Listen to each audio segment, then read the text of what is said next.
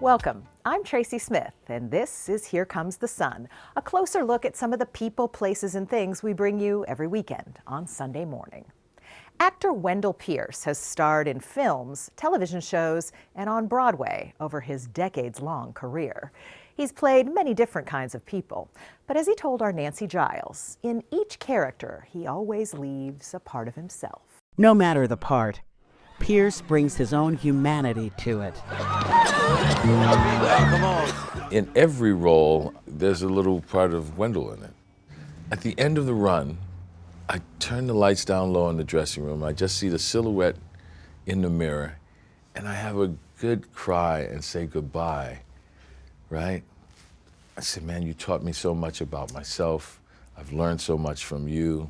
I hope to see you again, and I know there'll be times where I will see you again. Later in the show, Wendell Pierce on navigating rejection. You know, you come to Juilliard at age 17, you're doing audition after audition, and I think you described the things you learned from your father about not letting the anger take over you. Like, how did you navigate the rejection that comes with being an actor? The rejection is the greatest relationship you will ever have is always with your work.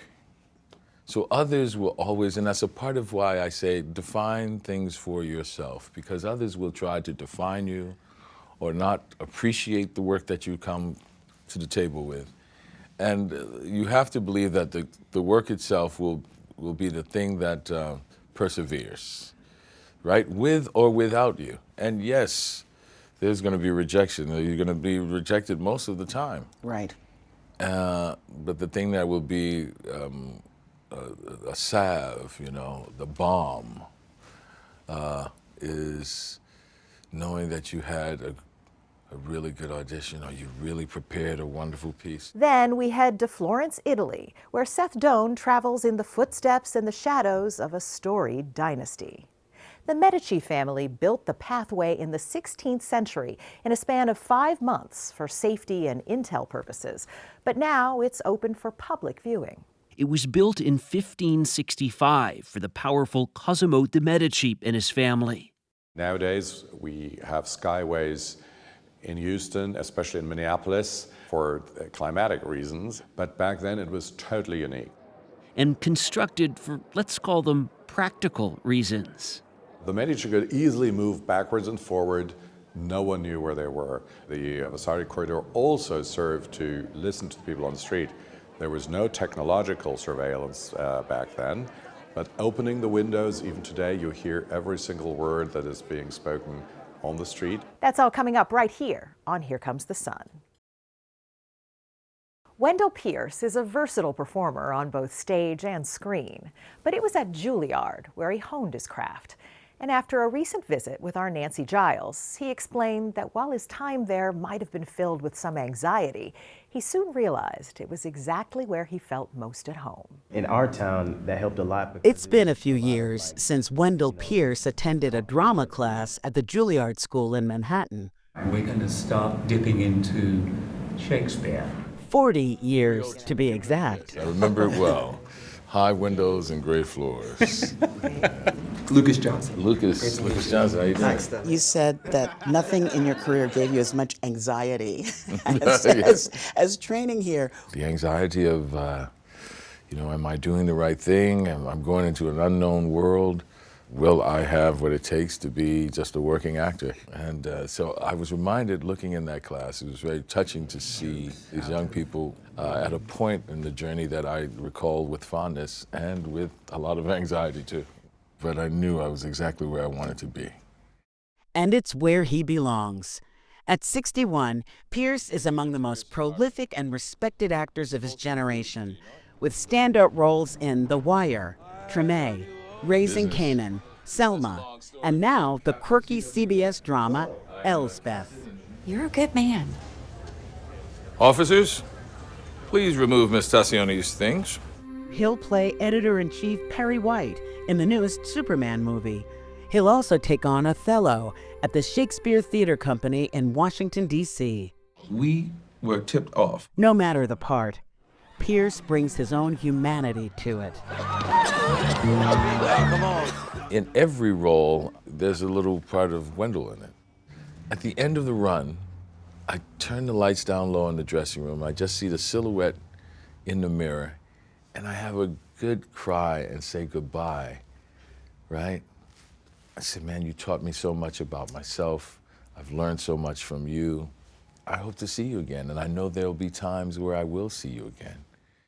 That sense of self-discovery began in his hometown of New Orleans and the historical black neighborhood of Pontchartrain Park. It was like a black Mayberry. And the first black mayor came out of there, the first black DA, lawyers, doctors, postal workers, maintenance men.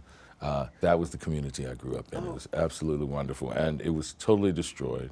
We were destroyed by Katrina. We were part of the deepest flooding. And we brought it back. And now we're on the National Register of Historic Places. His mother, Althea, was a beloved school teacher. She taught everybody in the neighborhood, and I just remember how everywhere I went, I knew that I had to live up to being her son. And your father, Amos Pierce Jr., was a World War II vet. He was an Army unit attached to the 3rd Marines in the invasion of Saipan. And after that, his unit received medals of commendation. And because he was there with a black unit, the officer didn't believe him when he told him. He said, listen, I think we received medals. And it was a woman who said, yeah, right, you. You didn't receive anything. It would take 65 years for the injustice to be corrected. We gave him his medals on Veterans Day 2010. I tell that story to say that he was a man who loved this country even when the country didn't love him back. And even after receiving the medals, there was a great pride. But he didn't let the anger destroy him. And that was a great lesson. Pierce sees his own life as a series of lessons. You just try to look casual like you know what you're doing. I do know what I'm doing. Good. Tell your face. Acting is part of that journey. Every audition for me is an opening and closing night where you get to perform. This is what I would do with this material. You do whatever you like from this point on, and you leave the room. And he says his best work, be it as Detective Bunk Moreland on The Wire, Wasn't about guns so much as knowing what to do with your hands. Those boys could really rack. or in Malcolm X, comes from the writing. The really good material is the thing that will define it, you know, and make it classic, something that speaks to people across time and place, no matter where you are, that's going to speak to people years from now. Mm-hmm. A career highlight was in 2022. I put 34 years into this firm, and now I can't pay my insurance. When Pierce became the first black actor to play Willie Loman on Broadway in Arthur Miller's Death of a Salesman. Why do you think it took so long? The ignorance of biases and bigotry, and when people just don't have the ability to see others' humanity. And it's something that people are very conscious of at times, and then sometimes they're not very conscious of it. And it's Pierce's own compassion that draws people to him, like Carrie Preston, his co-star on Elsbeth. You know, this kind of connection isn't always guaranteed. It's true. And we've got it here, so I'm grateful for it. And it's also what his fellow Juilliard classmate Bradley Whitford recalled when the West Wing and Get Out actor surprised Pierce with a message during our interview. Wendell, I miss you. I love you. I am so proud of you, not only for the great actor that you are and the dear friend, but what an amazing citizen you are. I love you. Bye. That's very special. Brad and I were part of a very special group here at Juilliard, our class. You know, when you go through the fire together, you are connected forever. Mm-hmm. And that's a very good surprise. Oh. Wow, okay. Yeah. You got me. You're so cute. Now that's jazz. That's improvisation. That's genius. And we invented that. You've said, I want to make my mark. And do you think that you have? And what is that mark? What do you want to leave for people? I was afraid that I may not have the opportunity to leave my mark. that my best days were behind me. I had that fear, and I tapped into that fear when I did Death of a Salesman. And while I still have the fear, now I have courage. I hope I can have an impact on someone else that way, the way they had an impact on me.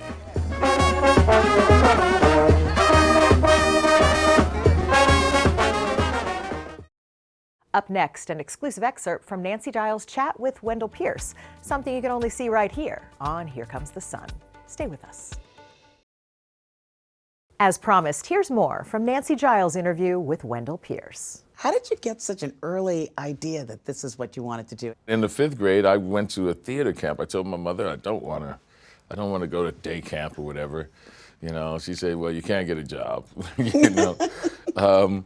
So here, there's a theater camp out at the University of New Orleans, and it was a husband and wife team. They were teaching theater and filmmaking. Oh, wow. And I was like, wow, this sounds great. So I went to it and had a great time. Went back to school and received a call from the director of the program, this woman who said, I would like to cast you in my thesis play, A Midsummer Night's Magic. That was my foray into acting. And then I started playing football and got to high school, and they came recruiting for the New Orleans Center for Creative Arts. Okay.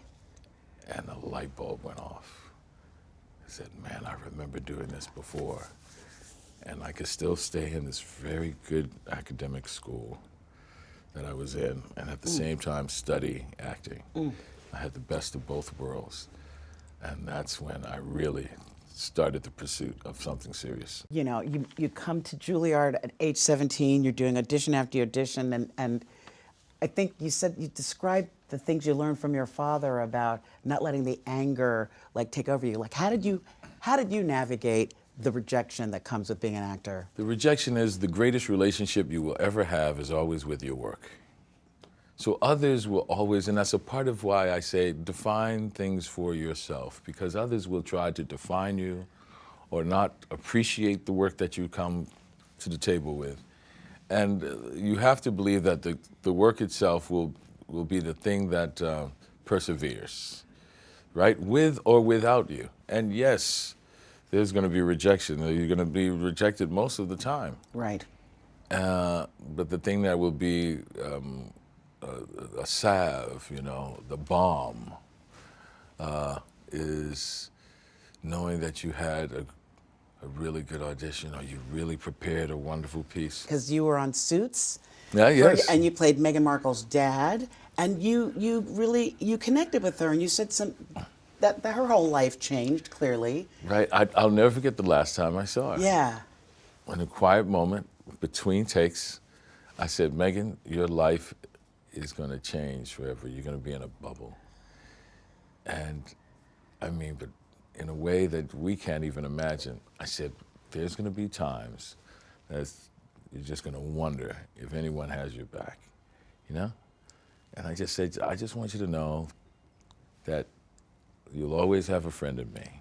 And no matter where you are, no matter what you're going through, always know that you have a friend here, and I'm proud of you, and you know, just, you're not alone, you have lots of friends, and no matter how isolated you get in that bubble, you're not alone, and you have a friend in me.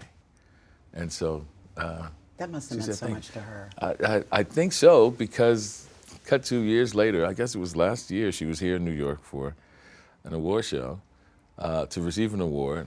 And I didn't even think about trying to get a message to her and all that. I was just in the back of the arena or the auditorium and just enjoying her there. And then someone tapped me on the shoulder.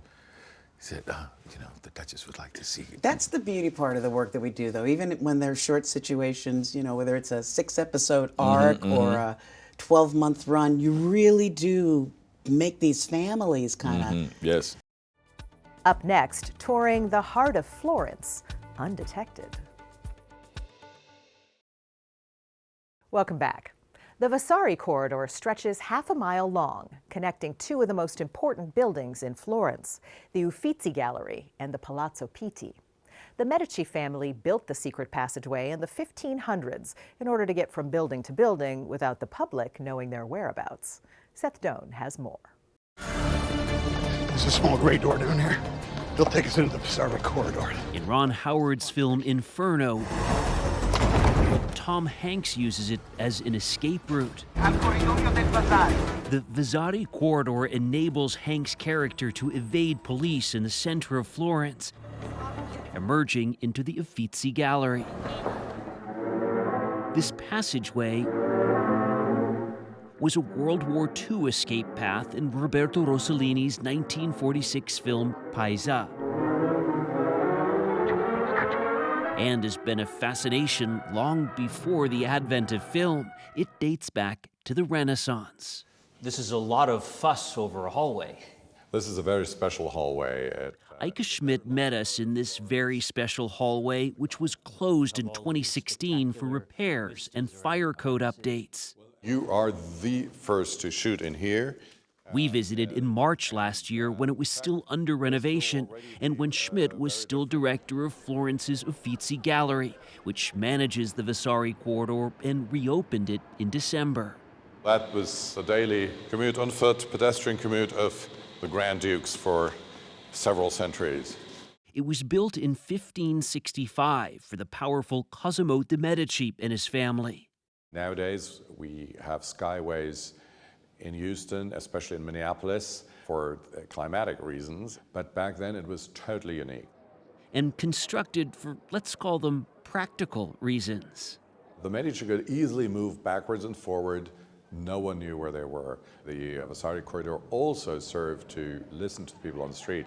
There was no technological surveillance back then. But opening the windows, even today, you hear every single word that is being spoken on the street. This was about convenience, it was about safety for the Medici, it was about security. Absolutely.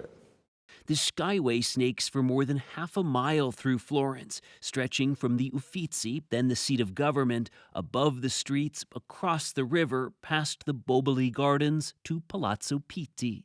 It's a very long hallway which connects two of the most important buildings in Florence, but originally it didn't go that far. It ended in the Boboli Gardens, and that changed with Ferdinando de' Medici, who connected it with the Pitti Palace, which became the new home of the Medici family after Eleonora of Toledo had acquired it. What does the reopening mean? The reopening means a lot of emails, a lot of requests. Elaine Ruffalo is an art historian who does tours of Florence. What is the fascination? The fascination is because people like to enter a space that is exclusive. They feel like it's secret. I mean, how do you build a kilometer-long corridor running through the very heart of Florence in 5 months? I mean, hats off to Giorgio Vasari, the architect. Of course, there's big money behind it. It was Medici money, Medici ducal money. Who were the Medici? So the Medici come on the scene as early as the mid-13th century. Like so many other families that are pouring into Florence to try to make some money after this period of the Middle Ages. And they began as merchants, but then they became bankers. And the Medici got their hands on the papal bank account. And from that on, it was an explosion of wealth. We met Ruffalo on the banks of the Arno River. So Giorgio Vasari built this thing in 1565 in only 5 months. But one reason he was able to do so quickly is he was using pre-existing buildings to help carry the Vasari Corridor. So if you look up this way, you can see that there's a series of arches that at one time was the old fish market. Then he turns left at the top of the Ponte Vecchio, uses the oldest bridge in Florence. The aptly named Ponte Vecchio, or Old Bridge, was built in 1345. Today it's home to jewelers and goldsmiths, another legacy of the Medici. This bridge originally was a place where they would sell fish and meat and tanners and anything you can imagine, like a medieval souk almost. Why the change? Well, because when the Medici finished their corridor, it was Ferdinando de' Medici in 1593 who didn't want the smell of all that fish and meat as he was making his way to the Palazzo Pitti. Pesky vendors removed, a fancy skyway installed for VIPs. It all sounds pretty familiar. And above, of course, the Medici are walking over your heads and you're not even aware of it.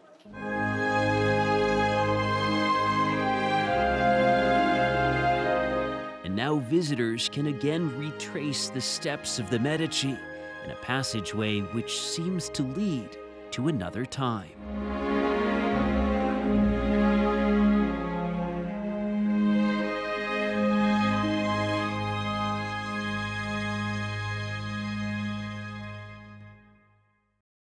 I'm Tracy Smith. Thanks for joining us. We'll see you here next time on Here Comes the Sun.